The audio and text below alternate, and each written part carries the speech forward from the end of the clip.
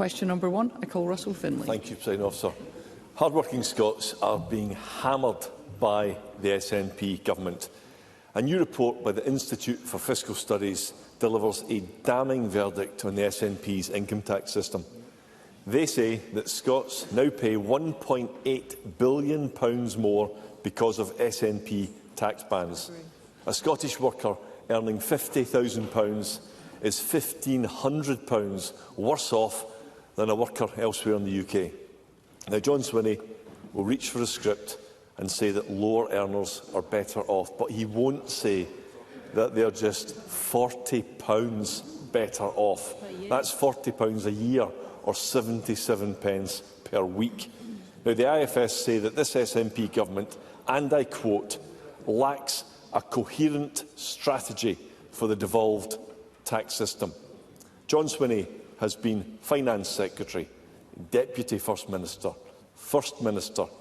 So who does he blame for bleeding Scottish workers dry? First Minister.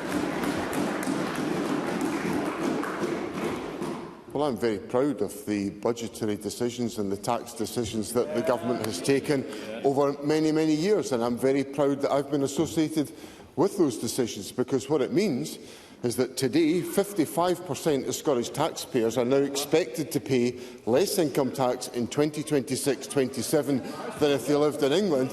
And of course, everybody that lives in Scotland has access to a wider set of social contract provisions than the rest of the United Kingdom, whether that's on under-22s bus travel or, crucially, if any taxpayer in Scotland sends their child to a university in Scotland, they'll save £27,000 in tuition fees.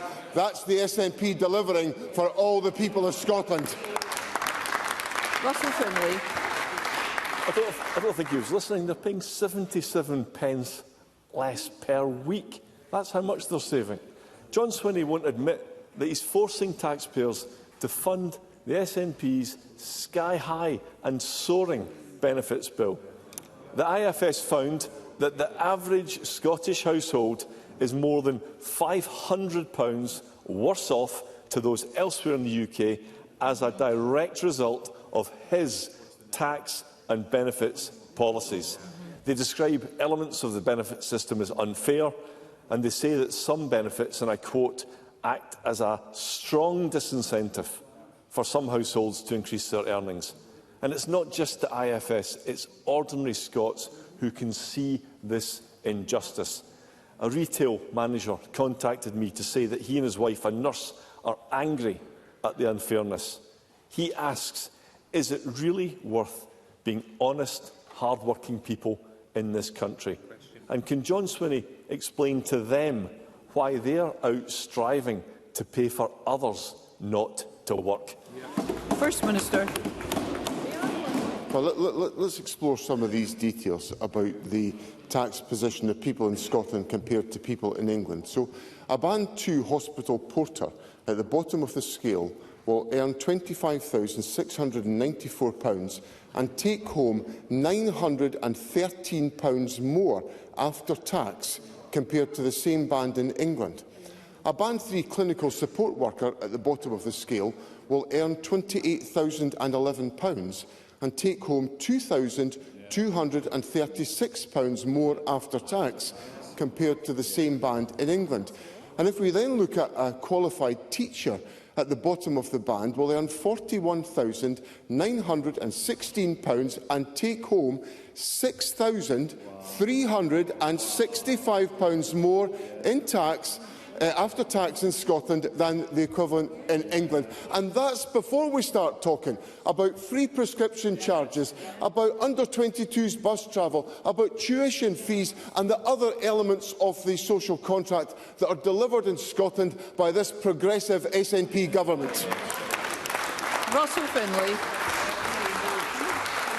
John Swinney can parrot selective statistics all day long. But he is Let's hear Mr Finlay. He is completely out of step with the people of Scotland. Two-thirds of people in Scotland believe that spending in benefits is too high. It's now at £7 billion and it's heading towards £10 billion. And here's what I've heard from a GP in Perthshire with decades of experience in helping patients in genuine need of benefits. She told me John Swinney is completely wrong to state there is a robust process. She says there's a huge number of fraudulent claims, and she identifies, again quoting, a large group of people who believe they have genuine claims but in reality are capable of work. She concludes by telling me that she was an SNP voter. Let's hear Mr Finlay. But, and I quote, will not be voting for the party at the forthcoming election for a number of reasons, not least their inability to control the escalating number of benefits claims. Why can John Swinney not see what everyone else can see? His light-touch benefits system is completely out of control. First Minister. Presiding Officer, there's absolutely nothing selective about the statistics that I've put on the record, so I'll put a few more on the record. A Band 4 dental nurse at the bottom of the scale will earn £30,353 and take home £2,065 more after tax compared to the same band in England. A Band 6 nurse at the bottom of the scale will earn £41,608 and take home £1,994 more after tax compared to the same band in England. So that just demolishes the rubbish that's been put in front of me by Mr Finlay. And when it comes to social security, it's really quite obvious to people in Scotland today that the only card that Mr Finlay is prepared to play is the card to attack the most vulnerable in our society. Thank you. I want to make it clear that I lead a government that is committed to delivering growth in our economy and fairness to the people of our country. Let's hear the First Enterprise Minister. and compassion. That's what people get from an SNP government led by John Swinney. Russell Finlay. Let's hear one another. Here's an idea for John Swinney. How about trying to answer the questions that are put to him? The Scottish Benefits Agency, created by the SNP, has also published some shocking new data this week. They've revealed that almost 500,000 people, that's 500,000 Scots, now receive ADP. And the numbers claiming it have gone up almost 15% since last year. And Social Security Scotland predicts there will be 750,000 Scots getting ADP by 2030. And of course, many of these are completely valid, but we cannot ignore credible and sustained warnings of fraud and abuse. Does John Swinney agree with this alarming projection? And do these soaring numbers give him any cause for concern? First Minister. Presiding Officer, Russell Finlay changed tack in that question, because his earlier attack on the social security system was rumbled by me in my comments to Parliament today. Let's hear one another. And Russell Finlay... Sorry, First Minister. I'm really keen to enable as many members as possible to put questions today. We do have a long list. Let's hear one another. First Minister. So, Presiding Officer, Russell Finlay changed tack because he walked away from his attack on the social security system when I pointed out the unpleasantness of the Conservatives' attack on the vulnerable in our social security system.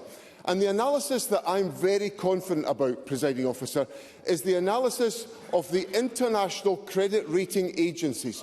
Well,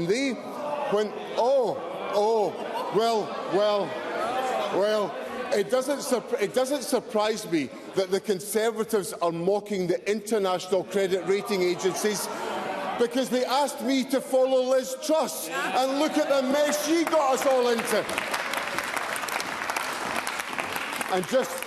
And just so that Mr Finlay doesn't miss out on what the international credit rating agency said, they complimented the prudent fiscal management of Scotland. That's what you get from a Swinney government.